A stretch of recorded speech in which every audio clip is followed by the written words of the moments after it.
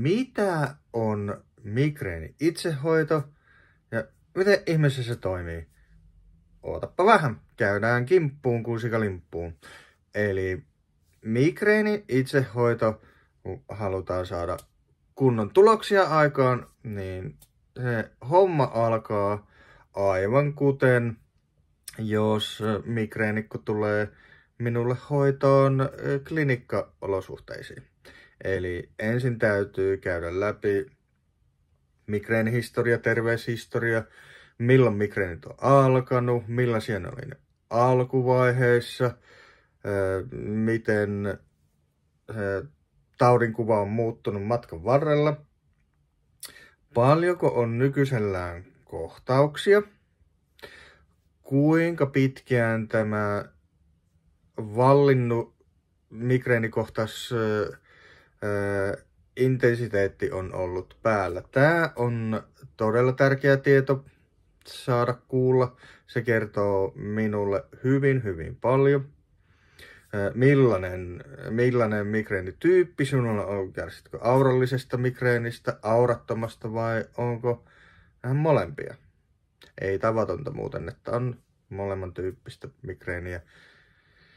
Ja mitäs sille on tähän mennessä tehty? Millaisia lääkityksiä mahdollisesti on? Onko niihin liittyviä probleemia jotenkin? Mitä muuta on tehty? Mitä muita hoitoja on kokeiltu? Onko fyysisiä traumoja ollut, etenkin tuoreet ja lähiaikoina? Onko psyykkisiä traumakokemuksia? Mä isken aikamoisen kysymyspatteri eteen, ja kun niihin kysymyksiin saan vastauksen, niin sitten saan tosi hyvän kattavan kuvan, että missä mennään.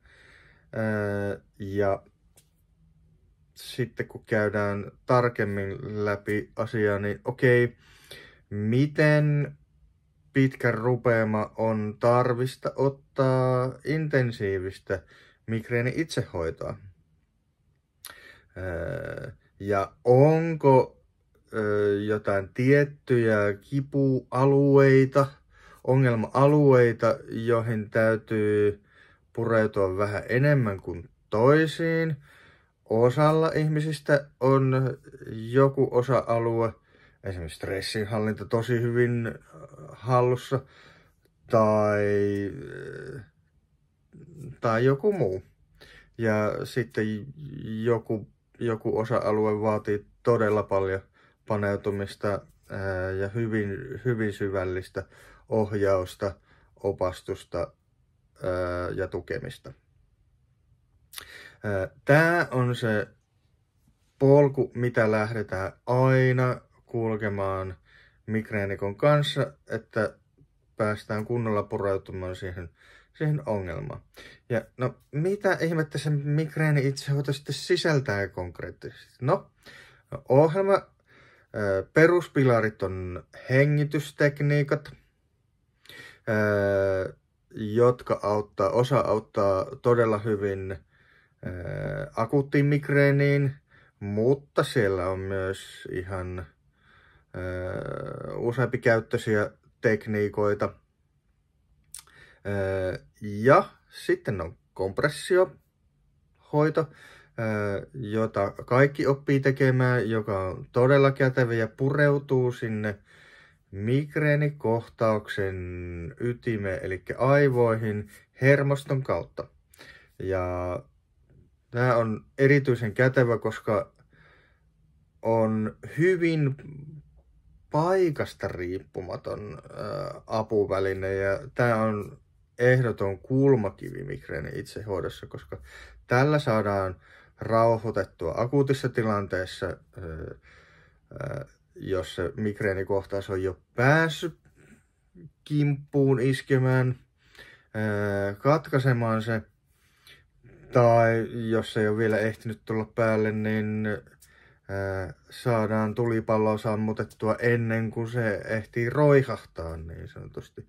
Ja mikä parasta, kompressiohoito,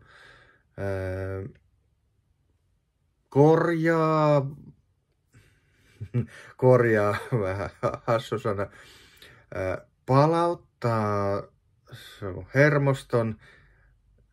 hermoston tilan ja myös muutenkin hyvin laajasti kehoa normaaliin olotilaan.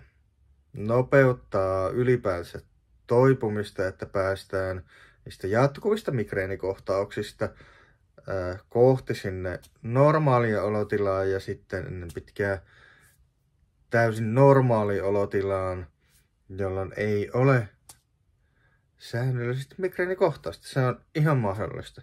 Vaatii vähän hommia ja ponnistelua ja aikaa. Okei, sitten kolmas juttu, eli kylmäterapia. Kylmäterapia on todella monipuolinen, pyyhkii näissä, jos ajatellaan yksittäisenä elementtinä, mitä sä voit tehdä terveytesi hyvinvoinnin eteen, niin oikeastaan kaikella muulla lattiaa, koska se on niin super monipuolinen ja halpa kuin mikä. Vähän haastaa psyykettä, mutta on todella paljon antava. Ja minkä ihmeen takia sitten kylmäterapia on hyvä? No, se on etenkin 2 päätekijää. Se kiihdyttää immuunestekiertoa, eli tätä meidän jätevesisysteemiä, ja se kun toimii kun unelma, niin sä voit ylipäätänsä tosi paljon paremmin. Plus säännöllinen kylmäterapian käyttö treenauttaa sinun sydäntä toimimaan tehokkaammin pienemmällä ponnistelulla. Eli ehdottomasti maailman paras sydän- ja verisuonilääke. Ja tosiaan, kun eipä se paljon maksa mitään, muuta kuin vähän aikaa, että teet sen. Muitakin positiivisia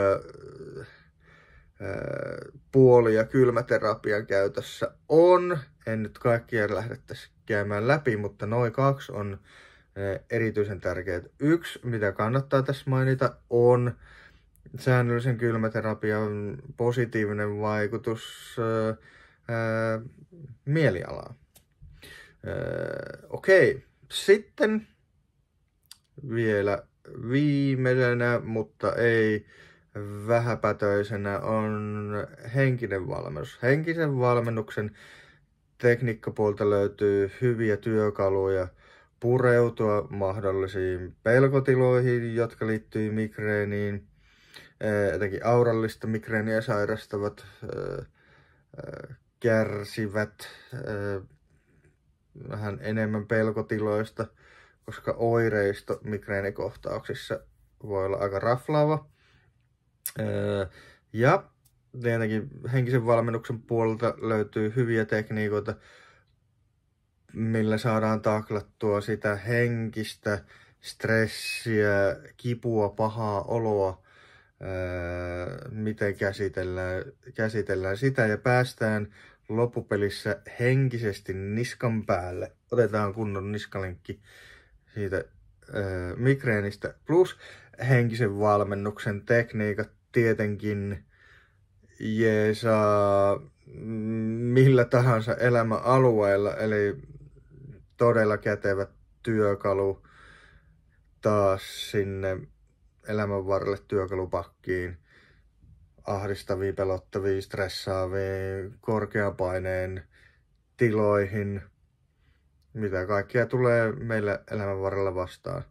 Sieltä löytyy todella fantastisia, tehokkaita, helppokäyttöisiä tekniikoita. Niitä käydään läpi. Siinä lyhyesti, ytimekkäästi, mitä migreenin itsehoito on, miten se toimii. Ja seuraavalla videolla mä tuun kertomaan, no miten se sitten pureutuu tämä migreenin itsehoito sinne krooniseen migreeniin. Onko siitä siihen apua? Joten pysypä kuulolla.